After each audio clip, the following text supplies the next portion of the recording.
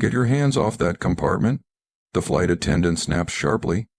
Rebecca Thornton's expression tightens with open hostility as she forcefully kicks the expensive leather suitcase, knocking it hard onto the cabin floor. Papers from government contracts worth millions spill out, scattering across the aisle. Rebecca bends down, picks up a framed family photo, and lifts it with mocking amusement. Trying to look respectable, she says coldly, "This is embarrassing." She tears the photo in half and lets the pieces fall onto the floor. Maxine Waters, dressed in a perfectly tailored suit, crouches to gather her belongings. Her hands shake slightly as nearby passengers watch in stunned silence. Rebecca presses her heel onto the scattered documents, grinding them into the carpet. This is what happens when people who don't belong try to act important in first class, she says flatly. Some people never learn their place. She kicks Maxine's laptop beneath a row of seats and folds her arms with visible satisfaction. Few people realize how quickly a single phone call can dismantle a long career. What followed would bring an end to more than 2 decades of airline service, in just 1 minute. Earlier that morning, the alarm rang at 5:30 a.m. in Maxine Waters' penthouse apartment. Floor-to-ceiling windows overlooked Atlanta's skyline, glowing under early morning light. Fresh coffee filled the air. As her housekeeper prepared breakfast, Maxine adjusted her silk tie in the mirror. At 42, she carried herself with the steady confidence of someone who had built success from the ground up. Her suit fit flawlessly. The watch on her wrist cost more than most cars. Her phone buzzed, MS Waters. Her assistant Maria said eagerly, "The Seattle contract is confirmed. $500 million. The government will sign tomorrow." Maxine smiled, placing her hand on the leather briefcase holding the final documents. 15 years earlier, she had launched Waters Tech Solutions from her garage after being repeatedly passed over for promotions. Today, her cybersecurity firm employed over 12,000 people across 6 countries. "Book me a commercial flight," Maxine said. "First class." "Delta?" Maria hesitated. "Your private jet is ready." "Commercial," Maxine replied calmly. "It reminds me how things really are." Her driver, James, who had worked with her for 8 years, loaded the briefcase into the black Mercedes. "Sometimes," he said carefully, "success doesn't shield you from ignorance. Just stay alert." Across town, Rebecca Thornton slammed her apartment door shut. Peeling paint, unpaid bills, and dirty dishes surrounded her. After 22 years with Delta Airlines, she was still struggling financially. Child support had stopped. Her daughter barely spoke to her. Her son needed tuition money she didn't have. She studied herself in the cracked bathroom mirror, gray roots showing, exhaustion etched into her face. At 45, the uniform was the only place she felt authority. At Hartsfield, Jackson Airport, Rebecca badged into the crew area. The harsh fluorescent light hummed overhead. "Morning, Rebecca," said Sarah, a new hire full of optimism. Rebecca scoffed. Another day dealing with passengers who think money buys them respect. Sarah mentioned the recent diversity training. Rebecca dismissed it immediately. Useless politics. Some people need reminders of where they stand. The crew briefing confirmed Flight 447 was fully booked with several VIP in first class. Rebecca was assigned to the premium cabin. "Perfect," she muttered. She prepared the cabin meticulously. Every detail was exact. When boarding began, she greeted select passengers warmly, offering smiles, conversation, and extra attention. Then she saw Maxine Waters walking down the jet bridge with composed confidence. Her suit reflected success. Her presence commanded respect. Rebecca's expression hardened. Maxine placed her briefcase under the seat, then reached for the overhead bin above seat 1A. Rebecca moved in quickly. "That compartment is crew only," she said sharply. Maxine paused. "It's directly above my seat," she replied calmly. Holding out her boarding pass, "Seat 1A, Rebecca didn't look. "I don't care what that says," she responded. "Some people need to learn aircraft rules." The surrounding cabin grew quiet. Passengers turned to watch. Maxine remained composed. "Ma'am," she said evenly, "I've flown Delta for over 15 years. I understand the procedures clearly." Maxine says calmly, "This overhead compartment is assigned to my seat under federal aviation guidelines. Your assigned space Rebecca laughs sharply, the sound cold and dismissive. Listen carefully, she says. On this aircraft I decide what goes where. And you clearly don't belong in first class. The implication lands heavily. Maxine's jaw tightens slightly, but her voice remains controlled. I would like to speak with your supervisor. She replies evenly. I am the supervisor, Rebecca says, stepping closer and deliberately invading Maxine's personal space. You'll follow my rules, or you'll never fly Delta again. Maxine continues placing her suitcase into the overhead bin. Her movements stay steady and deliberate. She does not respond to intimidation. Ma'am, you need to stop immediately, Rebecca says loudly, ensuring nearby passengers hear every word. Other first-class passengers glance up from their magazines, listening closely. The atmosphere grows tense. Suddenly, Rebecca's expression hardens. Without warning, she forcefully kicks the suitcase.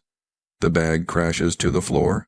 Documents tied to you government contracts scatter across the cabin. A platinum laptop slides under nearby seats. Personal photos drift down onto the stained carpet. Gasps ripple through first class. Several passengers raise their phones, recording quietly. Maxine kneels to collect her belongings, her suit now creased and marked. Her hands shake slightly as she gathers papers representing months of work. The leather portfolio holding her Seattle presentation lies torn beneath nearby feet. Rebecca stands over her, addressing the cabin. Ladies and gentlemen, we have a passenger who believes rules don't apply to them, she announces. This individual ignored crew instructions and displayed aggressive behavior. Jennifer Martin, a civil rights attorney seated in 2C, begins taking detailed notes. Robert Brooks, a technology executive in 3A, recognizes Maxine from professional conferences and watches in disbelief. A mother nearby shields her children's view. Rebecca turns toward the galley. Sarah contacts security.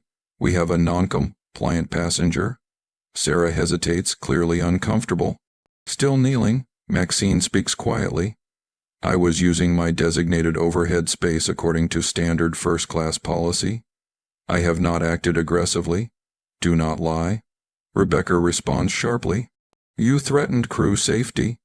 She turns back to the passengers. You all witnessed her behavior, didn't you? Most passengers remain silent. A few nod hesitantly, intimidated by the situation. Others exchange uneasy looks. 2 TSA officers board the aircraft. Mike Patterson enters first, followed by Janet Cole. Rebecca approaches them immediately. Officers, this passenger verbally abused me and threatened crew safety. Mike looks at Maxine. Ma'am, please stand and provide identification. Maxine rises slowly, brushing debris from her suit. Of course, she says. My name is Maxine Waters. As she reaches for her wallet, Rebecca intercepts the ID. I need to verify this, she says. We've had issues with fraudulent identification. She examines the license closely. This address seems unusually expensive, she adds pointedly. Several passengers shift uncomfortably. Janet frowns. Which specific regulation was violated? She asks. Rebecca responds with a detailed account. She ignored mandatory overhead storage rules, became verbally abusive, and invaded my personal space. Maxine exhales slowly, regaining composure. Officers, I have video on my phone showing what occurred. I was placing my carry on above my assigned seat when MS Thornton kicked it down. She's fabricating evidence. Rebecca interrupts loudly. I feared for my safety. Captain Reynolds steps out of the cockpit. What's going on here? He asks. Rebecca turns to him immediately. Captain, this passenger threatened me when I enforced safety rules. I believe she poses a security risk. The cabin grows silent. Rebecca grabs the PA microphone. Attention passengers. There is a security situation in first class. Please remain calm. Nearly 400 eyes turn toward Maxine. Rebecca instructs her to stand in the aisle. Raise your hands. This isn't necessary. Maxine says quietly. Hands up. Rebecca insists. Maxine complies. Rebecca conducts a public inspection, instructing her to empty pockets, remove shoes, and hand over her phone. For everyone's safety, she announces, a wallet falls to the floor. Business cards scatter. Rebecca examines each item slowly. She holds up a platinum credit card, likely stolen, she says. Some people live beyond their means. A passenger objects quietly, but Rebecca shuts him down. She begins live streaming on her phone. This is how dangerous passengers are handled, she says. The viewer count rises rapidly. Rebecca turns back to Maxine.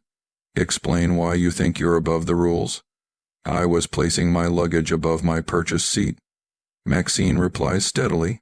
Admit you endangered the crew. Rebecca insists. Passengers exchange uncomfortable looks. Some continue recording. Rebecca orders Maxine to apologize to each passenger. Maxine does so calmly.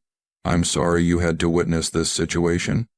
Rebecca then takes Maxine's first-class seat. This is what authority looks like, she says. Finally, she announces over the PA. Please note that Maxine Waters has been flagged as a problem passenger. This information will be shared with other airlines.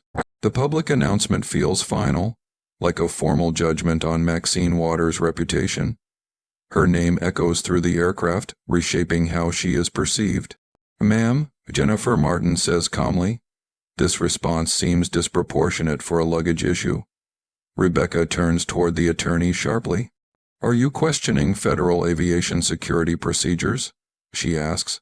I can have you removed as well. Jennifer continues writing in her legal pad, unfazed. Rebecca escalates the situation. She contacts TSA supervisors, describing behavior she labels as extreme and suspicious. She reaches out to an FBI liaison, suggesting Maxine may be using false identification. Each call compounds the situation. Local police are informed of alleged intimidation and assault. Rebecca examines Maxine's government contracts loudly, ensuring nearby passengers can hear. How does someone like you access classified information? She asks, holding the documents as if they are evidence. These look questionable. Maxine watches as months of preparation unravel. The Seattle contract, worth $500 million, now hangs in the balance. Rebecca contacts local media.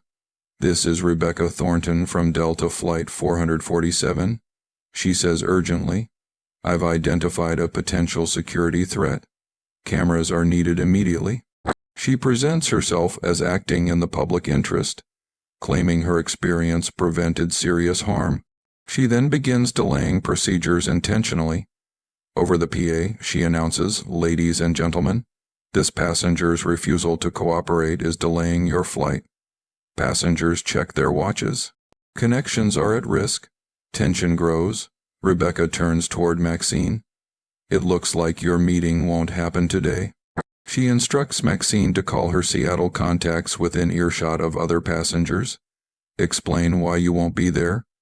Each canceled call damages professional relationships built over years. Rebecca picks up family photographs from the scattered belongings. Expensive house, designer clothes, she remarks. Someone living beyond their means. The comments shift from procedural to personal. Maxine's children's faces look up from the damaged photos. Rebecca presses her foot onto the scattered business papers, grinding them into the aircraft carpet. This is what happens when people overestimate their status, she says. She kicks the laptop under nearby seats. The sound of metal scraping echoes briefly. Local news crews arrive at the gate, responding to Rebecca's calls. She gives interviews, describing herself as a vigilant crew member protecting passengers. My experience helped prevent a serious situation, she tells reporters. Her account spreads quickly online. A hashtag begins trending.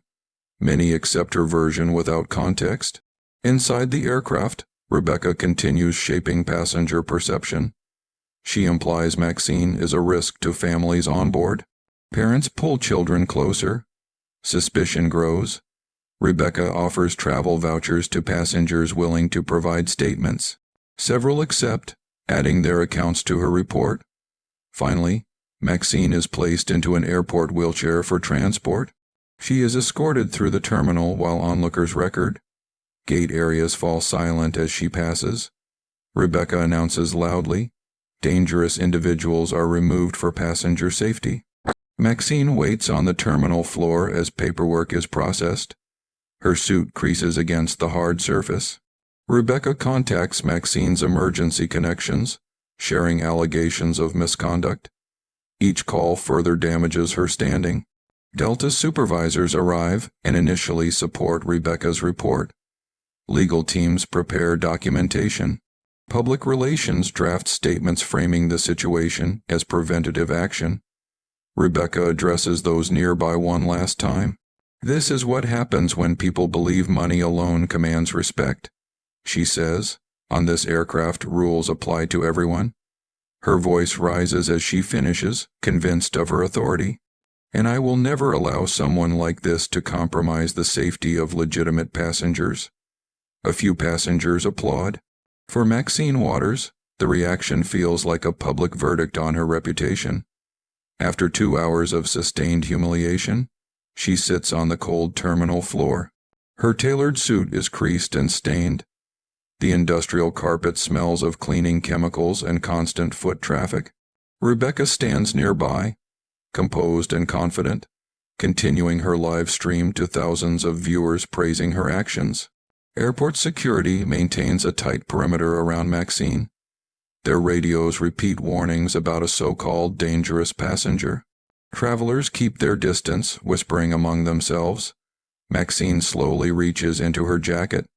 Every movement draws scrutiny. Her fingers carefully grip her phone. Rebecca notices and smirks. "What now?" she says mockingly. "Calling someone to get you out of this?" Some nearby passengers laugh. Online, the live stream fills with reactions supporting Rebecca. Maxine looks up calmly. "I'm calling my business partner." Rebecca responds with disbelief. "Your business partner? And what will that change?" Security officers tense slightly. Maxine dials steadily while Rebecca narrates to her online audience.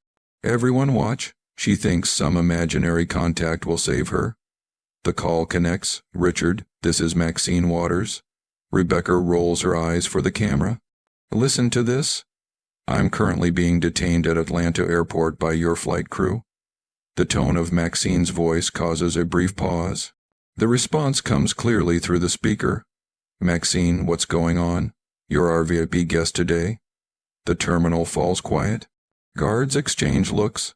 Rebecca's expression begins to change. "Richard Morrison, CEO of Delta Airlines." Passengers quickly search Maxine's name. Rebecca's live stream captures her confidence dissolving into shock. "Richard?" Maxine continues evenly. "I've spent the last 2 hours being publicly mistreated by your flight attendant, Rebecca Thornton. My luggage was damaged, contracts destroyed, and I was escorted through the terminal as if I were a criminal." Morrison's voice sharpens. "She did what?" "Maxine, you're our largest corporate client." Gasps spread through the terminal. The balance of authority shifts instantly. Rebecca's phone slips from her hand, though the live stream continues. Viewers now realize the situation has been misrepresented. Morrison speaks again. "I'm sending the executive team immediately. Do not move." Corporate attorneys arrive quickly. Rebecca attempts to stop the recording, but copies have already spread. "I didn't know," she says weakly. "You didn't know what?" Maxine asks calmly. "That basic respect applies to everyone." Rebecca's union representative arrives and immediately distances himself. The union cannot support falsified reports. Captain Reynolds confirms publicly that Maxine was compliant throughout. News crews redirect their coverage. Online sentiment reverses rapidly. Rebecca's hashtag becomes evidence against her. Airport executives arrive and defer entirely to Maxine. Rebecca is ignored. "If you had told me who you were," Rebecca begins. "I shouldn't have to," Maxine replies, standing slowly. "Respect isn't conditional." Morrison arrives within 45 minutes and apologizes publicly. Rebecca is escorted away as passengers record. Her live stream ends abruptly. Maxine declines a private jet offer. I'll drive to Seattle. I need time to reflect. Morrison agrees. This will never happen again. Rebecca is taken to security offices. Within minutes, her employment is terminated. Your service ends today. Morrison states. Rebecca pleads, mentioning her children. You should have considered that earlier. Morrison responds. Termination documents are signed. Online reaction intensifies. Screenshots circulate globally. Her accounts are deleted, but records remain. Consequences escalate quickly. Media exposure, family strain, financial collapse, and industry blacklisting. Meanwhile, Maxine handles the situation with restraint. She declines a large settlement. This isn't about money, she says. It's about preventing this from happening again. Delta announces immediate reforms and a significant investment in oversight and training. Maxine establishes the Waters Foundation for Transportation Equality, providing legal support for discrimination victims. She publicly requests privacy for Rebecca's children, emphasizing they are not responsible for her actions. Business schools study the case. Corporations reassess policies. International media frame the incident as a broader issue of systemic bias. 6 months later, Rebecca appears in federal court. The Department of Justice presents extensive evidence, including her own recordings. Witnesses testify to years of documented abuse. Patterns emerge: targeting, humiliation, misuse of authority. Maxine's testimony is measured and direct. This wasn't only about me, she says. It was about dignity. Defense arguments fail. Internal airline communications reveal long-term negligence. Reforms follow nationwide. Congressional hearings examine industry-wide practices. The case becomes a defining moment. One phone call ended Rebecca Thornton's career. It also exposed how unchecked authority can cause lasting harm, and how accountability can reshape an entire industry. The Airline Passenger Dignity Act passes both chambers with overwhelming bipartisan support. The president signs the legislation during a ceremony that highlights progress in civil rights. International aviation authorities adopt U.S. anti-discrimination standards. Rebecca's case becomes mandatory study material in aviation schools around the world. Her live stream is now used as official training content, showing conduct that must never be repeated.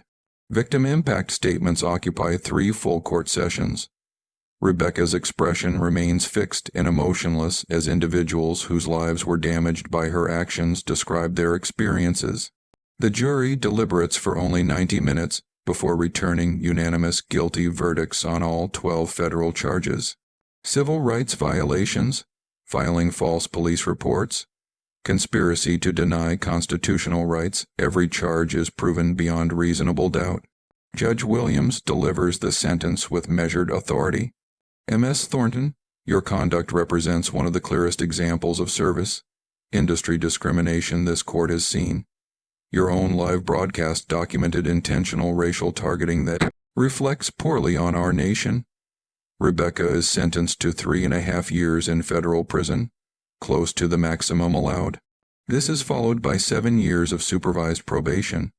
A $500,000 fine is directed to civil rights organizations. She is ordered to complete 1,000 hours of community service with organizations serving the same communities she targeted. Judge Williams adds, perhaps direct exposure to their humanity will teach you what 22 years in aviation did not. The civil rulings are equally consequential. Maxine Waters is awarded $75 million in personal damages, to be collected from Rebecca's future earnings for life. Delta Airlines reaches a corporate settlement of $300 million. An additional $150 million is awarded through a class action lawsuit representing Rebecca's previous victims. This becomes the largest discrimination settlement in airline industry history, sending shockwaves across corporate America. Educational reforms expand rapidly. Rebecca's case is incorporated into required coursework in business ethics, civil rights law, and corporate responsibility programs. Universities analyze her behavior as a case study in unchecked workplace authority. Documentary rights are sold to Netflix for educational distribution. Flight 447, When Hatred Goes Viral, receives Emmy nominations for exposing systemic discrimination in service industries. Rebecca's own footage provides undeniable evidence. Corporate diversity training programs reference the case as a primary warning example. Human resources departments nationwide implement Rebecca protocols, mandating immediate termination for any verified discrimination. Medical and legal ethics curricula adopt the incident as required material. Training on recognizing and reporting discrimination becomes standard across service industries. International human rights organizations include the case in global discrimination reports. The United Nations cites it as an example of effective judicial response to workplace racism. The cultural impact extends beyond aviation. The #dignity and travel movement reaches over 100 million social media participants. Annual Maxine Waters Day proclamations are adopted across multiple states. Civil rights organizations report a 400% increase in discrimination reporting as former victims come forward. Measured outcomes follow. Corporate discrimination training reports a 65% reduction in incidents. Academic research confirms a substantial decline in service industry bias. Rebecca begins serving her sentence at the federal prison in Coleman, Florida. Her cellmates recognize her from viral media coverage. Prison staff treat her with professional neutrality, informed by the nature of her offenses. Letters arrive from discrimination victims worldwide, some supporting the sentence, others offering forgiveness she has not requested. She reads them all, confronting the consequences of her actions. The system that shielded her for 22 years now holds her fully accountable. Justice is applied completely, publicly, and permanently. The Waters Foundation has since funded legal representation for over 2,000 discrimination victims. Maxine's approach, calm resistance paired with systemic accountability, becomes a model for civil rights advocacy. Federal aviation discrimination complaints dropped by 78% nationwide. 23 states pass passenger protection laws citing Rebecca's case directly. International aviation standards are revised worldwide. An individual incident becomes generational reform. Rebecca's live streamed conduct unintentionally becomes a catalyst for transportation equality. 1 year later, Maxine Waters stands before a crowd of 10,000 people at the Lincoln Memorial. The same steps that once carried Dr. King's words now host another chapter in the nation's pursuit of justice. Morning light reflects across the pool as history weighs quietly in the air. 12 months ago, Rebecca Thornton kicked my suitcase and believed she was asserting control. Maxine begins, her voice clear across the plaza. What she actually did was force this country to confront a reality it had ignored. The crowd listens intently. Cameras broadcast the moment worldwide. Behind her, the Lincoln statue stands in silent witness. That day, I wasn't a corporate leader or public figure. Maxine continues. I was simply a black woman occupying a space someone believed I did not belong in. What Rebecca failed to understand was that my position gave me the ability to demand accountability, not just for myself, but for those who cannot make that call.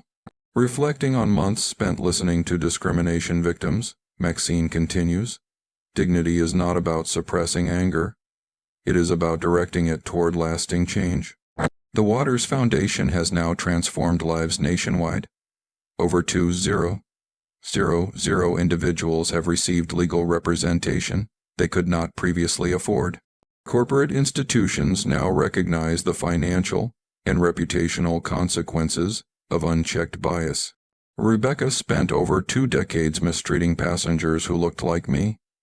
Maxine says, her live stream became evidence in 47 federal civil rights cases. Each moment she recorded helped hold others accountable. The impact is measurable.